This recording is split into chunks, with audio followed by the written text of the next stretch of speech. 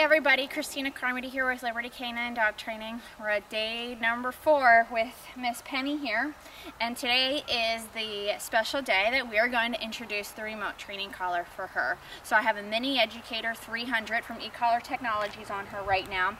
We have the video that shows you how to properly fit a remote training collar, the best way to get it snug, where to put it on the neck, and also how to find the dog's working level, which, just a reminder, is your dog's basic lowest level that they're just feeling it at. So some dogs were looking for a little eye blink, some dogs were looking for a little bit of a head shake, some dogs they might be trying to, bite at, the neck or something, or trying just to look around at the ground just to see where it's coming from. In no way do I want her panicked by it or overly confused by it or anything like that. If she is, it's a little bit too high, we're going to turn it down. Read your dog. If it's a little bit too low, they're going to be blowing you off. If it's a little bit too high, they'll let you know by having a little bit too strong of a reaction, and that's not what we want at this first very beginning level. So right now, she's about a 5 or a 6 when she's outside. The working level when she's inside is about a 3 or a 4, but just outside with mild distractions, she's just a couple of notches higher. Right now, I'm going to start to teach her and transition her to the remote collar with the follow me. And that was day 1, lesson number 1 that we did with her for the leash. So she already has a really great understanding of it because we've done 3 days of it so far. When I put light pressure on the leash towards me, you follow me and you come in my direction. Really black and white. And just like with the prong collar, I really like to do a lot of turning around during the initial process. I'm going to do the same exact thing with the remote collar. So literally, you can watch that follow me video with the leash. I'm going to do the same exact stuff. I'm just going to apply the remote. Now, when I want to go ahead and get her attention back onto me, what I'm going to do is I'm going to say, Penny, let's go. I'm going to start tapping, and I'm going to turn and go the opposite direction. As soon as she turns with me, say hi to everybody. As soon as she turns with me, I'll stop tapping and give her light praise at that moment to mark it that was the perfect thing that she was supposed to be doing. So I'm walking ahead. As soon as she loses track of me, turn around. Penny, let's go. Tap, tap, tap, tap, tap. Stop tapping as soon as she packs up with me and is committed to sticking with me. Now, I'm also, during the process, going to introduce a basic recall from her. Because what does the follow me stop mean? Stop what you're doing, turn around and come in my direction. What does come mean? Stop what you're doing, turn around, come in my direction. So instead of just turning around and completely walking the opposite direction, what I'll do is back up and call her all the way to me, just like this. So she understands that. And you see, she already had a good idea of what the leash pressure meant. As soon as I applied that pressure, she turned around and looked in my direction, which is exactly what I want. So we'll just introduce the come that way too. So I'll either say, let's go, or you could say heel, anything that you're easy, whatever your walk word is. And then sometimes I'll say come to get her to come all the way to me.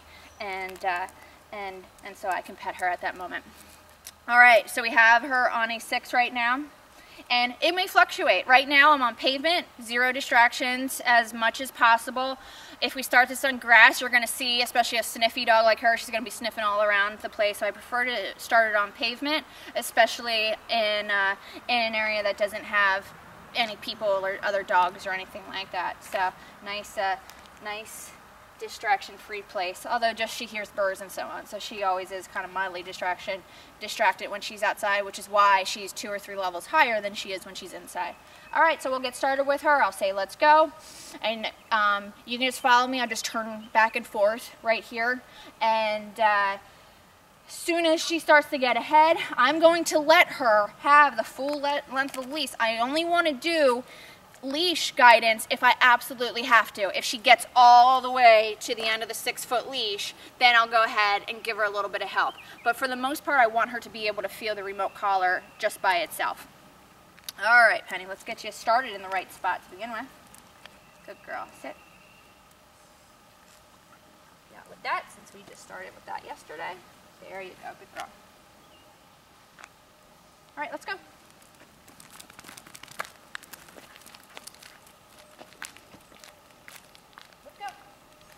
Good. 2 taps right there.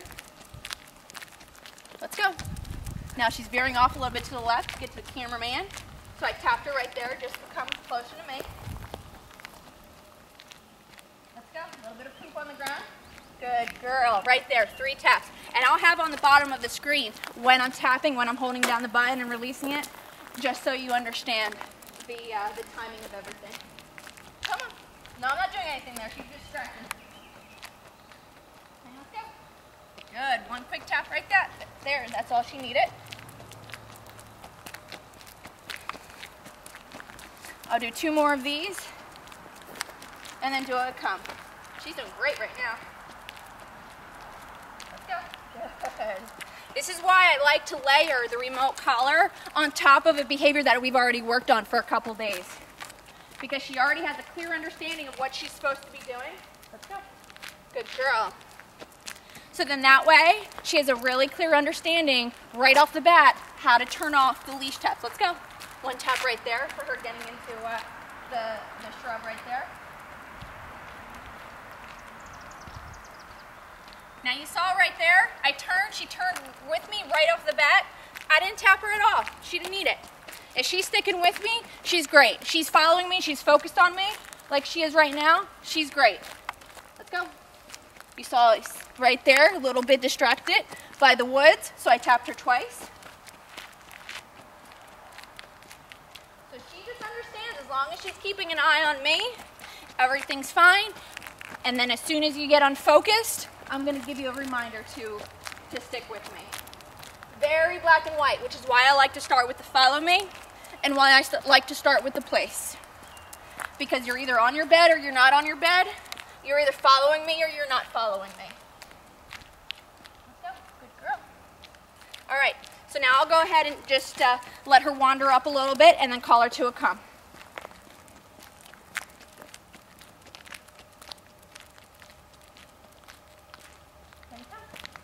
Good girl. And this is exactly how I want to start the come. Because follow me meant stop what you're doing, turn around, come in my direction. Except this time, I'm just going to back up and stop so we actually halt and she stops and comes all the way to me. And come. Good girl. No, come. See right there, she got distracted by the grass a little bit again. So immediately, she started to come in my direction. I stopped tapping. As soon as she got distracted by those pieces of grass, I tapped her twice more just to get her to keep going. And I'm doing a lot of help with my body as well right now. I'm bringing her in by kind of bending over and bringing her in like this. And if I need to do a little bit of like leash pressure just to help her, that I can do that too. It's amazing, literally. You can see on the ground, there's very limited amount of vegetation on the ground, and yet just those little pieces of grass is really getting her attention. You can imagine if I was just in a field full of grass, she'd be all over the place, and I wouldn't really be able to have this first session go as well as it's going right now. So that's really important that you guys are on a hard surface during this follow me for the first day so that she has an opportunity to really think about it and think clearly without her nose getting her into a lot of trouble.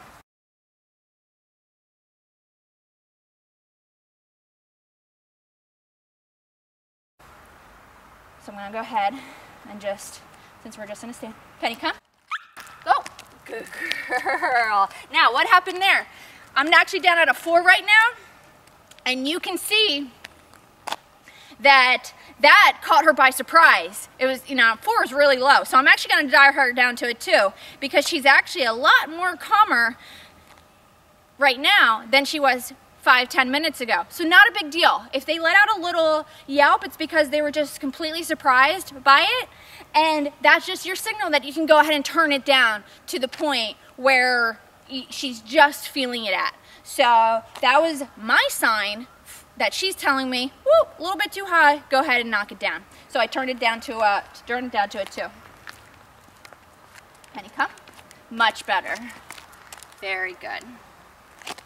That's the great thing I love about the remote collars that I use, in particular the Mini Educator 300, because in that moment, a 4 was a little bit too high. I have the ability to take it down to 2 and find that exact moment the exact right level for that exact moment. So guys, your intensity level is very fluid. Do not get stuck on your number. Sometimes a 4 is going to work. Sometimes you're going to need higher 7, 8, 9, 15, 20. Sometimes you're going to want to knock it down a little bit to a 2 or a 3 or so on. So your dog, when they're a lot more adrenalized, a lot more excited, they're going to need a higher level in order to get their attention. As soon as they calm down and they relax, you can use a nice, calmer, lower level. So that's exactly what we did right there, which was perfect. Hi, good girl. Now, she did a little bit of a surprise reaction right there. I didn't dwell on it. I was like, oh, good girl for coming, no worries. But don't worry about it, just knock it down. She has a really great understanding of what she's supposed to be doing right now. So look, she's over it. So don't dwell on it if you had it up 1 or 2 levels. That's exactly your sign, just to dial it down and keep going. And she's doing great right now. I haven't even had to tap her. We'll pass this poop. There we go. Let's go. Good. One quick one right there.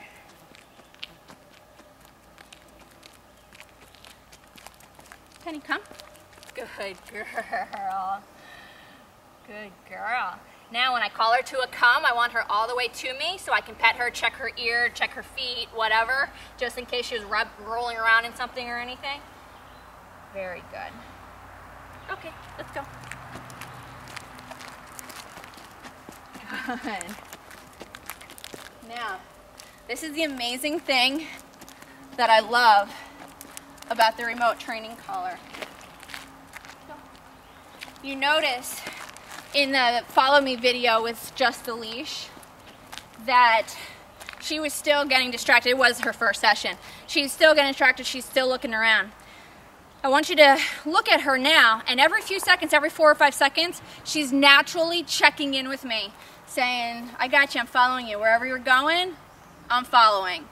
And that is the natural progression that you get with the dogs. I'm not requiring her, I'm not holding a treat and saying, watch, watch, focus, focus.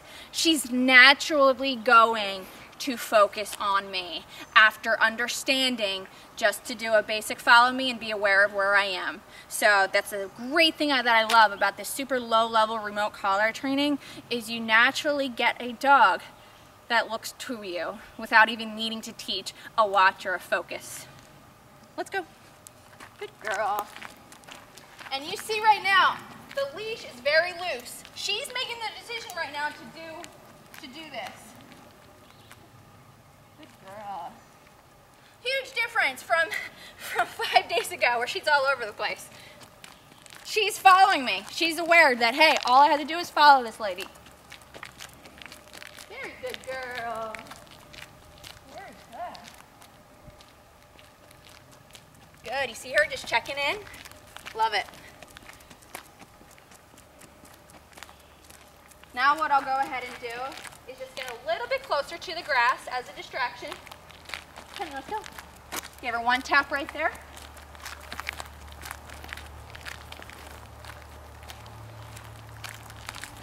Good girl.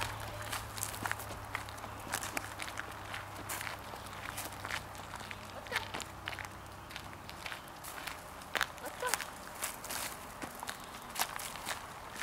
Good girl. Very nice. And then I'll go ahead and finish it up with a come.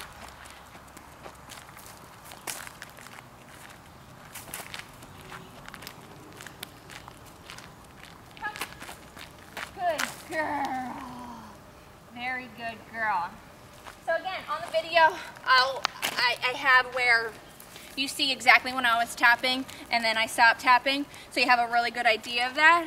But guys, once you've done 3 days of this with the leash pressure, this comes very naturally to them with the remote collar. So now I could use the remote collar to help with my timing, help with my consistency, help with the intensity level when she's super distracted. We'll slowly layer in distractions. Right now we're in very low level distraction place. Over the next few days, I'll slowly add in distractions that I have complete control over, another person or another one of my dogs or something like that, so that I'm able to work her through those in a very comfortable situation. So this is the follow me, day number 1 with the remote training collar.